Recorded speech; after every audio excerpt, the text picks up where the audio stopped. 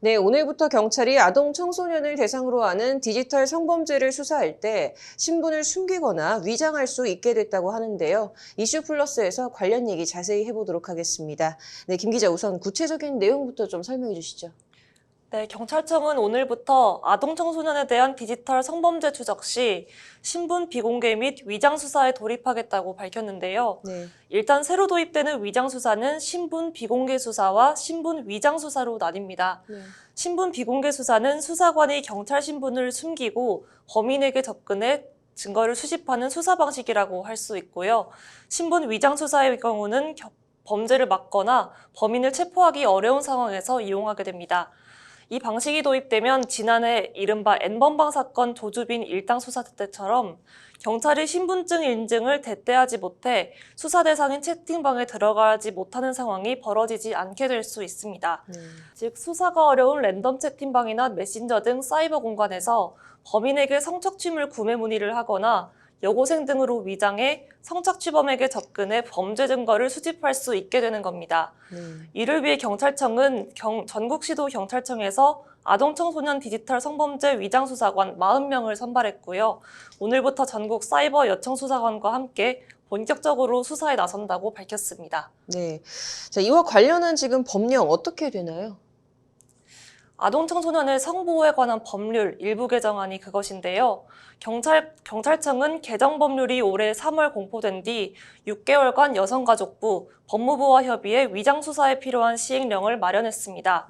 시행령에는 위장수사를 할 때 본래 범위를 가지지 않은 자에게 범위를 유발하지 않아야 한다. 그리고 피해 아동 청소년에게 추가 피해가 발생하지 않도록 해야 한다는 등의 내용을 담았습니다.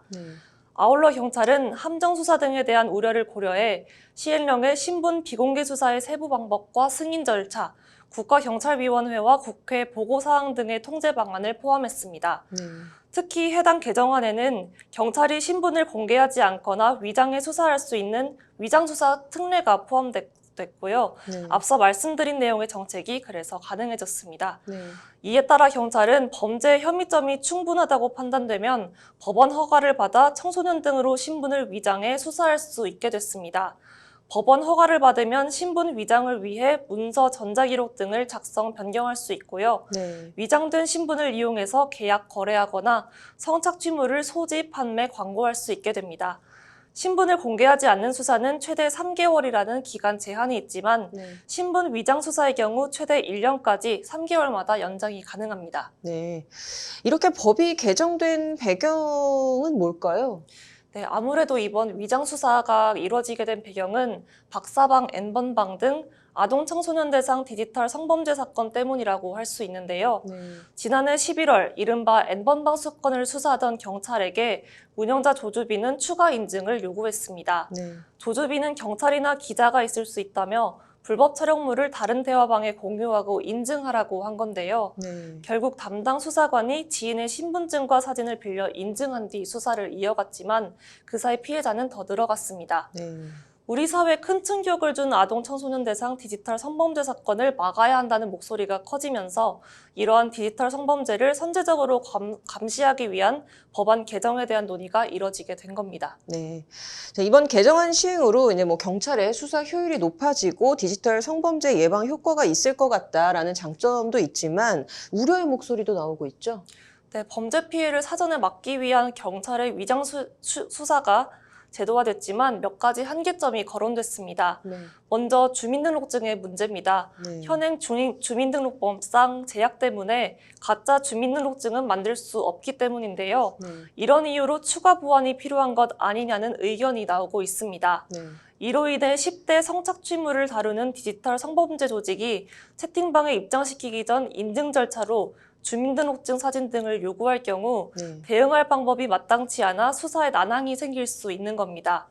또 이번 제도가 청소년 성보호법에 규정된 만큼 성인 대상 디지털 성범죄나 성매매 같은 오프라인 범죄에서는 활용할 수 없다는 점도 한계점으로 지적됐고요.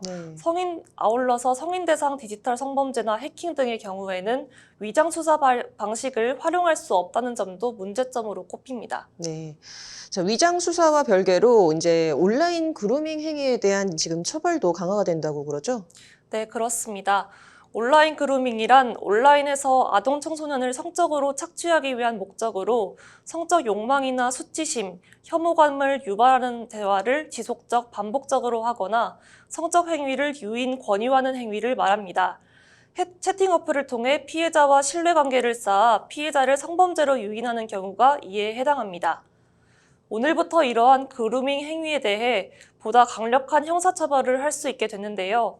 19세 이상의 사람이 성적 착취를 목적으로 정보통신망을 통하여 아동 청소년에게 성적 욕망이나 수치심 또는 혐오감을 유발할 수 있는 대화를 지속적 또는 반복적으로 하거나 그러한 대화에 지속적 또는 반복적으로 참여시키는 행위를 하면 3년 이하의 징역 또는 3천만 원 이하의 벌금에 처하도록 한다는 내용입니다. 지금까지는 아동 청소년의 성구매를 목적으로 한 유인 권유만 처벌할 수 있었고 정보통신망에서 성적 목적으로 접근해 대화하는 행위 등은 형사처벌 대상이 아니었습니다. 네. 자, 오늘부터 이 아동 청소년 성보호에 대한 새로운 법안이 이제 시행되는 만큼 지난해 N번방과 같은 좀 불미스러운 사건들이 좀 사전에 예방이 되고 근절이 됐으면 좋겠네요. 오늘 잘 들었습니다.